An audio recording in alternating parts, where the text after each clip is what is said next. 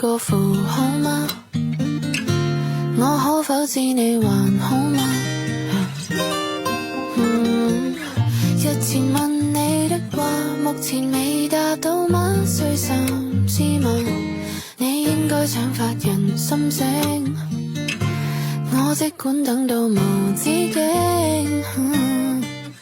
假使我凌晨傳出的心意不夠你共鳴，都不必苦惱，明晨仍可講聲你好。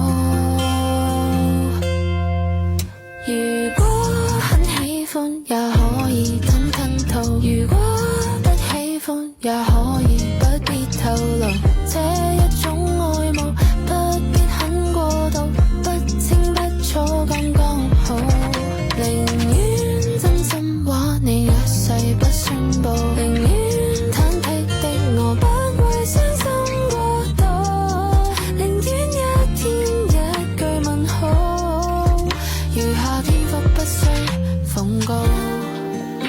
上次係中暑傷風加失戀成疑啊嘛，咁今次咦好似要開始曖昧咯喎。原來無需剔好